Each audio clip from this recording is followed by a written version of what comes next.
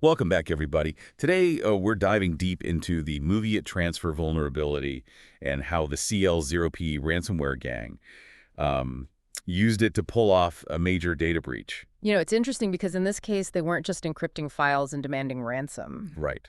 MOVEit transfer, that's software designed for secure file transfers. It's used by a ton of organizations, including government agencies. hmm So the stakes were already high. But the CL0P gang, also known as TA505, they went straight for data theft. That's right. They used this vulnerability, CVE 2023-34362, as their way in. Yep, and it all started back on May 27th, 2023. Things escalated quickly from there. Oh, yeah, definitely. Within days, they'd already hit a bunch of victims, big names, too, like the BBC, Wow. British Airways, even the California Public Employees Retirement System. No kidding. They were claiming to have accessed and stolen sensitive data from over 255 organizations. That's wild. So what kind of data are we talking about? National insurance numbers, Yeah. bank details, you name it, personal information, potentially affecting nearly 18 million people. So this is a massive data breach, not just a ransomware attack. Right, exactly. And what's crazy is this vulnerability, CVE 2023-34362, it impacted all versions of MOVEit transfer, even the cloud-based MOVEit Cloud. Made the attack much more widespread and tougher to contain, for sure. Can you break down how this vulnerability actually worked? Sure, so this vulnerability, it was a type of SQL injection flaw. Okay. I know you're familiar with the basics of cybersecurity, so I won't bore you with a simple explanation. Right. But the CL0P gang, they specifically targeted a function in the MOVEit transfer code. It's called userengine.userget users with email address. Okay. They bypassed security measures and injected malicious code directly into the software's database queries through that function. So they were able to essentially sneak in their own commands. Exactly, like disguised as legitimate input, Oh, wow. tricking the system into giving them access. Access they shouldn't have had. But how did they steal so much data just through that? Was it just getting into the database, or was there more to it? It goes beyond just getting into the database. They were essentially hijacking the whole system. Really? Yeah, they could get system settings, see all the files and folders, and even download them. It's like siphoning off all that sensitive information. Exactly. It's alarming how they turned a single vulnerability into a full-blown data heist. Yeah. To make matters worse, they also exploited a .NET deserialization vulnerability in the software. What's the significance of that second vulnerability? Did it give them even more control over those systems? Absolutely. This .NET deserialization vulnerability, it allowed them to execute commands remotely, Wow. essentially taking control from afar. So they had complete control. Pretty much. And the way they combined it with the SQL injection is what's really scary. It let them get much deeper access and potentially even move laterally within a network. Oh, wow. So it was a 1-2 punch. Yeah, exploiting two vulnerabilities for complete control. And to make matters even worse, reports indicate that the user accounts running the movie services often had administrator privileges. It's like giving the attackers the keys to the kingdom. That level of access is what let them take so much data and potentially do even more damage. It really underscores the importance of properly configuring user permissions and limiting access to those sensitive systems. Yeah, even seemingly minor oversights can have huge consequences when you're up against a sophisticated attacker. It seems like the CL0P gang knew what they were doing.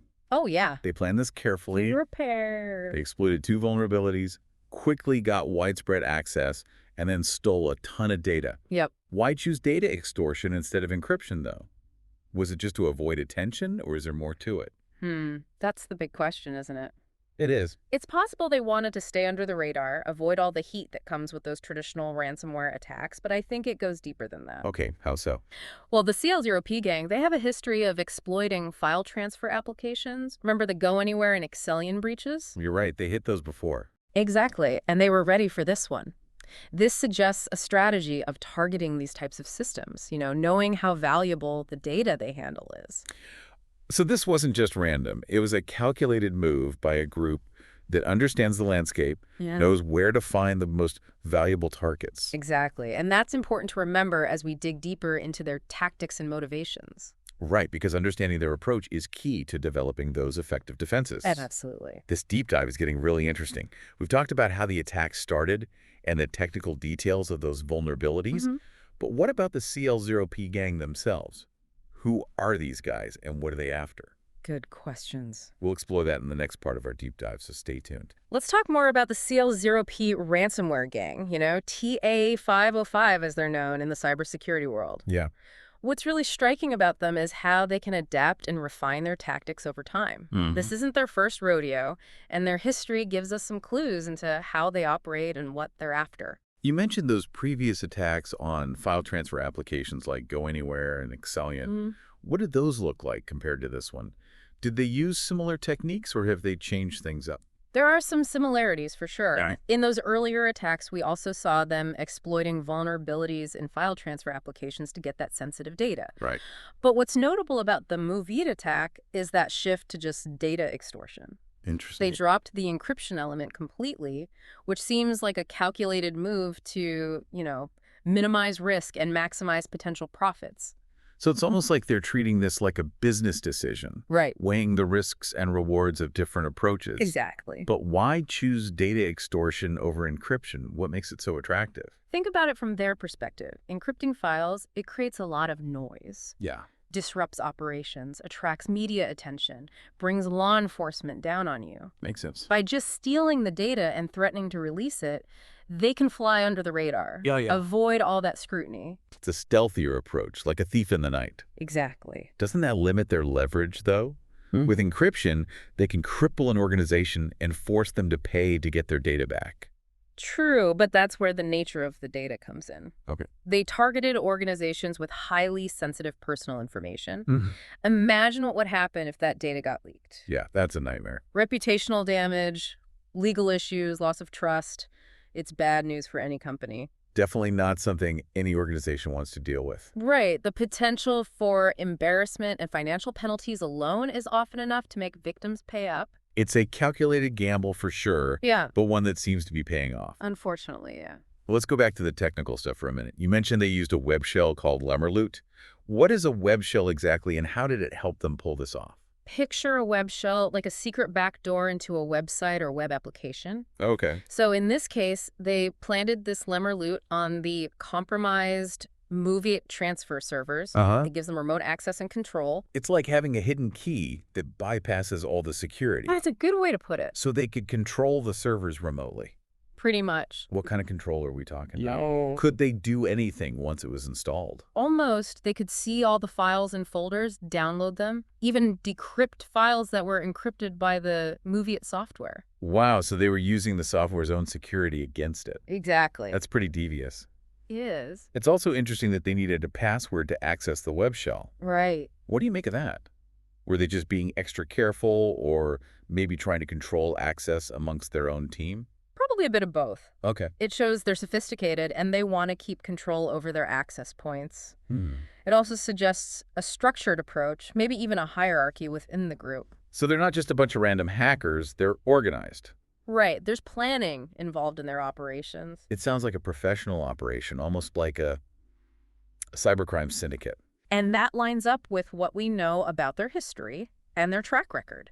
Right. They've been doing this for years, refining their techniques, adapting to how cybersecurity is changing. They're not going away anytime soon. I don't think so. So what can organizations do to protect themselves from these kinds of attacks? We've talked about patching vulnerabilities, but is that enough? Patching is super important, for sure. Yeah. But it's really just the first step. Okay. We need to move beyond just reacting and start being more proactive about cybersecurity. So it's not just about fixing holes, it's about building stronger walls in the first place. Exactly. What would that look like in practice? Things like strong passwords, multi-factor authentication, regular security audits, that kind of stuff. Okay, so it's about proactively looking for weaknesses. Right, instead of waiting for something to happen. But even with the best tech in place, there's still the human factor to think about. Absolutely. Humans are often the weakest link in the chain.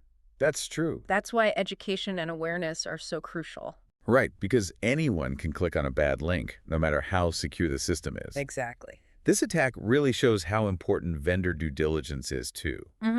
When an organization is choosing software or services that handle sensitive data, what should they be asking to make sure their data is actually protected? Don't be afraid to ask tough questions. Okay. Really dig into their security practices, their incident response plans, their track record. So it's like checking references before you hire someone. You Exactly. want to make sure they're trustworthy and know what they're doing. And organizations can't just take a vendor's word for it. Yeah, they need to do their homework. Look for solid evidence, independent verification, a history of good security practices. It's a lot to keep in mind. It is, but a proactive and informed approach to cybersecurity is essential these days. It really is. What happens if an organization thinks they've been compromised, though? That's a good question. What are the immediate steps they should take? The top priority is containment. Isolate those affected systems right away to stop further damage. Got it. So stop the bleeding, so to speak. Exactly. And then you gather evidence, preserve logs, capture screenshots, document everything, Okay. and then reach out to cybersecurity professionals for help. Right. Don't try to handle it alone. It's like calling a plumber for a major issue. You wouldn't try to fix it yourself if you didn't know what you were doing. Right. And reporting the incident to the authorities is crucial, too. Definitely. Not just for justice, but to try and stop others from being targeted. It sounds like having a good incident response plan in place is really important. It is. It's not just about preventing attacks, but knowing what to do if one happens. Right, like a fire drill for your digital assets. Exactly. So as we move into the last part of our deep dive into this MOVEit attack, what are the key things our listeners should be thinking about? This MOVEit attack, it shows us that cybersecurity is always changing. Attackers are getting smarter, finding new vulnerabilities, using new tactics. There's a constant arms race. It is. We need to stay ahead of the curve, investing in security, learning about the newest threats, and building a culture of cybersecurity awareness. It's not just about technology. It's about people and processes. Absolutely. And a commitment to getting better all the time. Right. And even though the challenges seem huge, we can still protect ourselves. We can. Knowledge is power. Stay informed, stay vigilant, and stay ahead of the game. Great advice. Let's take a quick break and then we'll come back to wrap up our deep dive into the MOVEit attack. So we've been really digging into this MOVEit attack, how the CL0P gang got in and what makes them so effective. It's been fascinating and a little scary, to be honest. It is. But now let's switch gears a bit and talk about what organizations and individuals can actually do to protect themselves. Right, because it can feel kind of overwhelming when you hear about these sophisticated attacks. But there must be some practical steps we can take. Oh, absolutely. Think of it like building a house. Okay. You need a strong foundation and layers of protection. Patching is essential, no question. Keeping software and systems updated, especially the ones that handle sensitive data, it's like locking your doors and windows. Closing those easy entry points. Exactly. Basic security hygiene goes a long way. But I imagine we need to go beyond just patching, right? Oh, yeah, for sure. What else can organizations do? Think layers of security. Okay. Strong passwords, multi-factor authentication. Those are key to stop unauthorized access. Right. Regular security audits can help find and fix potential vulnerabilities before anyone can get to them. So it's about being proactive, looking for weak spots. Exactly, not waiting for something to go wrong. But even with all that tech stuff, there's still the human element, isn't there? Oh, absolutely. People can be the weakest link, even with the most secure systems. That's true. That's why education and awareness are so important. Right. Organizations need to train their employees on cybersecurity best practices, teach them to spot phishing emails and suspicious links, all those social engineering tricks. It's about creating a culture where everyone understands the risks and everyone takes responsibility for protecting that sensitive information. We've all seen those warnings about thinking before you click, but it seems like that message needs to be reinforced all the time, especially as attacks get more sophisticated. For sure, it's not enough to just tell people what not to do. Right. It's about empowering them to be that first line of defense. I like that. Teaching them to question things, to verify information before sharing it, to report anything that seems off. Making security everyone's job, not just the IT departments. Exactly. This whole situation has really highlighted vendor due diligence, too. It has. When organizations are choosing software or services, especially those that deal with sensitive data, what questions should they be asking to make sure their data is actually being protected? Don't be afraid to push a little, dig deep into their security practices, their incident response plans, their track record. Okay. Ask about certifications, independent security audits, how they handle data breaches. It's like checking references before you hire someone. Exactly. You want to be sure they're trustworthy and they know what they're doing. Right, and it sounds like organizations can't just take a vendor's word for it. They can't. Look for solid evidence, independent verification, a history of good security practices. That's a lot to consider. It is, but it's really necessary. A proactive and informed approach is key these days. Absolutely. But what happens if an organization thinks they've been compromised? Good question. What should they do right away? First thing, contain it. Isolate those affected systems right away to stop any more damage. Okay, so damage control. Right. That might mean disconnecting from the network, shutting down services, whatever it takes to limit access. So stop the bleeding. Exactly. And then you gather evidence, save logs, take screenshots, document everything. Okay, and then, Reach out to cybersecurity professionals, get some help. right, don't try to go it alone. It's like calling a plumber for a serious problem. You wouldn't try to fix it yourself if you didn't know what you were doing. Right. And don't forget about reporting the incident to law enforcement. Right, that's important. Not just to get justice, but to help prevent others from becoming victims.